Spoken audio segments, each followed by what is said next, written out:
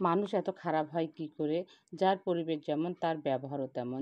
যে পরিবেশে মানুষ হবে তার স্বভাব চরিত্রও তেমন হবে। আসসালামু আলাইকুম। আপনারা সবাই কেমন আছেন? আমি বেশ ভালো আছি এখন।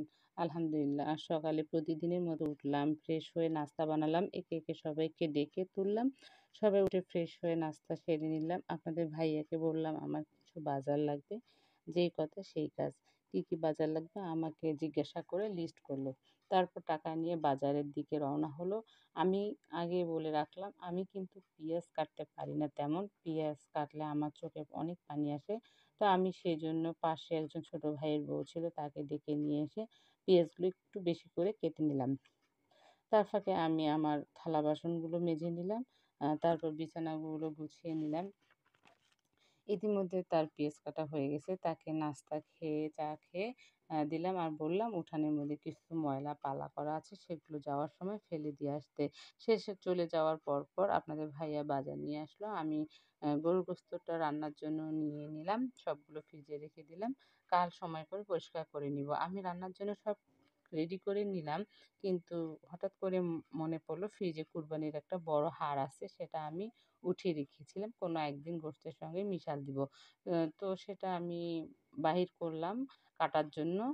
সেখানে শুনতে পারলাম পাশের বাড়ির একজন মুরুব্বি খুব রাগারাগি করছিল আর খুব বকা দিচ্ছিল। তো আমি একটু কাছে গিয়ে শুনতে পাচ্ছি কোনো ছোট বাচ্চাকে গালি দিচ্ছে। তো আমি ঘরে আসলাম, এসে আমার ছোট ছেলেকে বললাম, "বাবা তুমি কি অমুকের টিনে আঘাত করেছো?" ছেলে আমার বলল, "আম্মু ভুলবশত আমি টিনে লাগাইছি।" তো সেই মুরুব্বিকে বললাম, "চাচি আপনি এভাবে গালাগালি করছেন কেন? সে তো না বুঝে আঘাত লাগাইছে। সে এখানে খেলবে না তো কোথায় খেলবে?" তখন আমার উপর অনেক চড়াও হলো। হয়ে আমাকে গালি দিতে থাকে। তো আমি এক পর্যায়ে তাকে বলি, "আপনার সমস্যা হলে টিন সরাইয়া প্রাচীর দিয়ে দেন।" সে আমাকে অনেক বকে নিল। আমিও তাকে কিছু কথা বললাম। তার কথা শুনে এক পর্যায়ে মনে হলো শুরু থেকে আমি ভুল ছিলাম, আপনি সঠিক ছিলেন। আল্লাহর হস্তে চুপ হয়ে যান।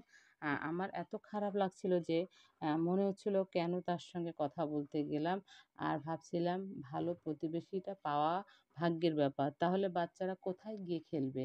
আ বলে রাখা ভালো সে কিন্তু আমাদেরই রাস্তা ব্যবহার করে।